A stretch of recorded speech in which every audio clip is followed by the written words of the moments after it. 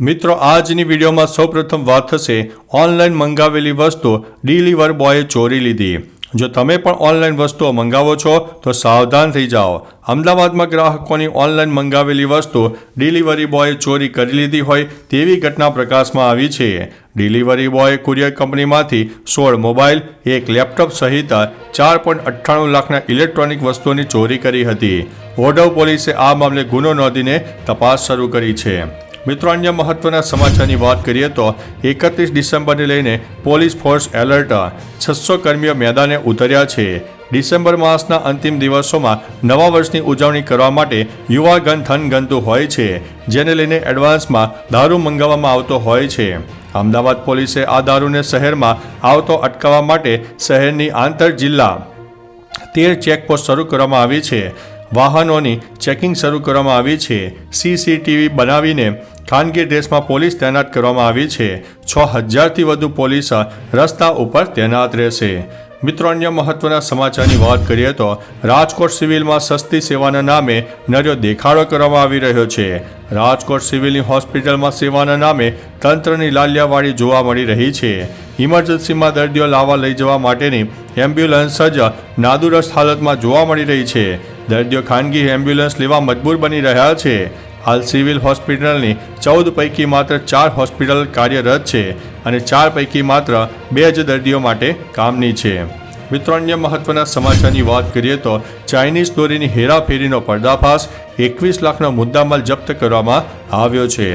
સરકાર દ્વારા ચાઇનીઝ દોરી પર પ્રતિબંધ લગાવવામાં આવ્યો છે, તો પણ કેટલાક લોકો દ્વારા આ દોરીનું વેચાણ કરવામાં આવી રહ્યું છે। ત્યારે સુરતમાં પ્રતિબંધિત ચાઇનીઝ દોરીની હેરાફેરી કરનારની ધરપકડ કરવામાં આવી છે અને તેની પાસે રહેલા 11 લાખની કિંમતની ચાઇનીઝ દોરીના જથ્થા સાથે કન્ટેનર ચાલકની પણ ધરપકડ કરવામાં આવી છે। એલસીબી દ્વારા 2 શખ્સને વોન્ટેડ જાહેર કરાયા છે। કુલ 21 લાખનો મુદ્દામાલ જપ્ત કરવામાં આવ્યો છે। મિત્રો અન્ય મહત્વના સમાચારની વાત કરીએ તો વડોદરામાં ક્રિસમસનો તહેવાર બગડશે। મધ્ય ગુજરાત વીજ કંપનીના વિશ્વામિત્રી પશ્ચિમ વિભાગીય કચેરી દ્વારા મેગા વીજ કાપ જાહેર કરવામાં આવ્યો છે। વહેલી સવારે 7 વાગ્યાથી બપોરના 11 વાગ્યા સુધી વીજ કાપની જાહેરાત કરવામાં આવી છે।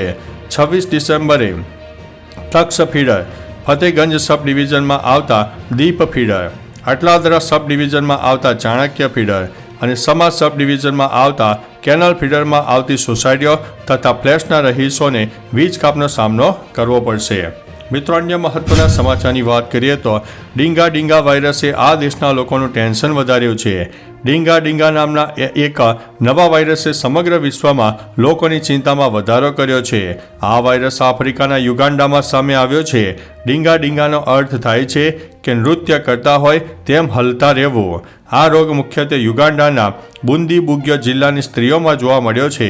મીડિયાના રિપોર્ટ અનુસાર પૂર્વ આફ્રિકન દેશ યુગાન્ડાના બુંદીબુગ્યો જિલ્લામાં લગભગ 300 લોકો આ વાયરસની ચપેટમાં આવ્યા છે। મિત્રો અન્ય મહત્વના સમાચારની વાત કરીએ તો આંબેડકર વિશેના નિવેદનને લઈને કેન્દ્રીય મંત્રી અમિત શાહ વિરુદ્ધ ધરણા। કેન્દ્રીય ગૃહમંત્રી અમિત શાહ દ્વારા કરવામાં આવેલી બાબા સાહેબ આંબેડકર વિશેના નિવેદનને ઠેર ઠેર વિરોધ કરવામાં આવી રહ્યો છે। મહેસાણા જિલ્લા કોંગ્રેસ દ્વારા ફુવારા સર્કલ પાસે એકત્રિત થઈને કોંગી આગેવાનોએ ધરણા યોજ્યા હતા।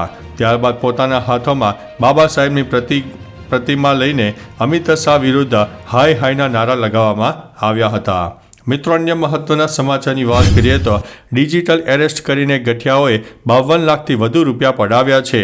સાયબર ક્રાઇમની ઘટનાઓ દિવસે દિવસે સતત વધારો થઈ રહ્યો છે, ત્યારે લોકોને જાગૃત રહેવા માટે તંત્ર દ્વારા અવેરનેસની જાહેરાત કરવામાં આવી છે। આમ છતાં હજુ પણ લોકો સુરક્ષા એજન્સીના અધિકારીઓના નામે ડિજિટલ એરેસ્ટના શિકાર બની રહ્યા છે। સીબીઆઈ અધિકારીની ઓળખ આપીને મેમનગરના વૃદ્ધ સાથે 52 લાખની છેતરપિંડીનો બનાવ સામે આવ્યો છે।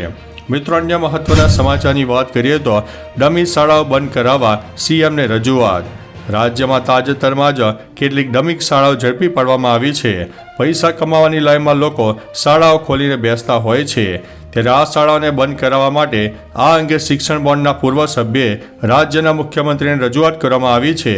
રજૂઆતમાં કહેવામાં આવ્યું છે કે રાજ્યમાં આવેલી ડમી શાળાઓમાં શિક્ષકો પણ કાગળ ઉપર જ હોય છે અને આ શિક્ષકો ધોરણ 12ની જાહેર પરીક્ષાની ઉત્તરવહી ચકાસણી માટે પણ જતા નથી। મિત્રો અન્ય મહત્વના સમાચારની વાત કરીએ તો 30 ફ્લાઇટના શેડ્યુલ ખોરવાયા છે। અમદાવાદ એરપોર્ટ પર એક સાથે 30 જેટલી ફ્લાઇટો મોડી પડી હતી. વધતી જતી ઠંડી અને ધુમ્મસની સ્થિતિના કારણોસર ફ્લાઇટોના સંચાલનને અસર થઈ રહી છે, જેના કારણે હજારો મુસાફરો કલાકો સુધી એરપોર્ટ ઉપર રાહ જોતા બેસી રહેવાની કંટાળાજનક સ્થિતિમાંથી પસાર થવું પડ્યું હતું. Bangalore, Kuwait city, Jeddah, Kolkata, Mumbai, Delhi, Goa, Diu, Ho Chi Minh, Jalgaon, Chandigarh, Bangkok, Kuala Lumpur અને ફ્લાઇટોના શેડ્યુલ ખોરવાયા હતા. મિત્રો, અન્ય મહત્વના સમાચારની વાત કરીએ તો આવનારા સમયમાં હજુ પણ ઠંડી વધશે. હવામાન વિભાગ મુજબ ગુજરાતમાં આગામી દિવસોમાં ઠંડીનું જોર વધી શકે છે. તાપમાનમાં ઘટાડો થશે. 24 કલાકને લઈને ઠંડીનું યલો એલર્ટ આપવામાં આવ્યું છે. રાજકોટ, પોરબંદર અને કચ્છમાં કોલ્ડ વેવની શક્યતા છે. 6.4 ડિગ્રી સાથે નલિયા ઠંડુ ગાર રહ્યું છે. દેશની વાત કરીએ તો ભર શિયાળે માવઠાની આગાહી કરાઈ છે. આગામી 24 કલાકમાં દરિયાકાંઠે જોરદાર પવન ફૂંકાશે, જેના કારણે દેશના 11 રાજ્યોમાં ભારે વરસાદની ચેતવણી જારી કરવામાં આવી છે. મિત્રો, અન્ય મહત્વના સમાચારની વાત કરીએ તો ખ્યાતિ બાદ PMJAYને લઈને સેલ્બી હોસ્પિટલ વિવાદમાં. અમદાવાદના નરોડા વિસ્તારમાં સેલ્બી હોસ્પિટલમાં 8 નવેમ્બર 2024ના રોજ ગીર ગઢડાના એક વૃદ્ધ પગમાં તકલીફ થતાં PMJAY કાર્ડ હેઠળ સારવાર માટે દાખલ થયા. 12 ડિસેમ્બરના રોજ તેમનું મૃત્યુ થયું, જેને લઈને પરિવારજનો દ્વારા આક્ષેપ કરવામાં આવ્યો છે કે સેલ્બી હોસ્પિટલના ડોક્ટરોની બેદરકારીના કારણે વૃદ્ધનું લીવર ફેલ થઈ ગયું. હાલ આ અંગે તપાસ હાથ ધરવામાં આવી છે. મિત્રો, અન્ય મહત્વના સમાચારની વાત કરીએ તો અમદાવાદમાં મોર્નિંગ વોક કરનારા સાચવી લેજો. અમદાવાદમાં વહેલી સવારે વટવા ખાતે એક ચોરીની ઘટના બની છે. અહીં મોર્નિંગ વોક કરવા માટે એક આધેડ વ્યક્તિ તેમના મિત્રની રાહ જોઈને ઊભા હતા. આ દરમિયાન રિક્ષામાં આવેલા એક શખ્સ ત્યાં આવીને તેમનો મોબાઈલ ઝૂંટવીને ફરાર થઈ ગયો હતો. આ સમગ્ર ઘટના CCTVમાં કેદ થઈ છે. આધેડ વ્યક્તિને લાફે મારનારો લૂંટારો કેમેરામાં કેદ થયો છે. નારોલ પોલીસ દ્વારા 2 લોકો સામે ફરિયાદ નોંધવામાં આવી છે. મિત્રો, અન્ય મહત્વના સમાચારની વાત કરીએ તો લંપટ શિક્ષક વિરુદ્ધ પોક્સો હેઠળ નોંધાઈ છે ફરિયાદ. મોરબીમાં આવેલી ખાનગી ટ્યુશન ક્લાસીસમાં લંપટ શિક્ષકે વિદ્યાર્થીની સાથે અડપલા કર્યા હતા. આ મામલે હવે લંપટ શિક્ષક વિરુદ્ધ પોક્સો હેઠળ ફરિયાદ નોંધવામાં આવી છે. જો કે પરિવારજનો સહિતનાઓએ દ્વારા ખાનગી ટ્યુશન ક્લાસીસ ખાતે જઈને તેના સંચાલકને બેફામ મારવામાં આવ્યો હતો અને હાલ લંપટ શિક્ષક સારવાર હેઠળ છે. મિત્રો, અન્ય મહત્વના સમાચારની વાત કરીએ તો વિઝાના નામે યુવતીના 24.50 લાખ રૂપિયા ચાઉં કરવામાં આવ્યા છે.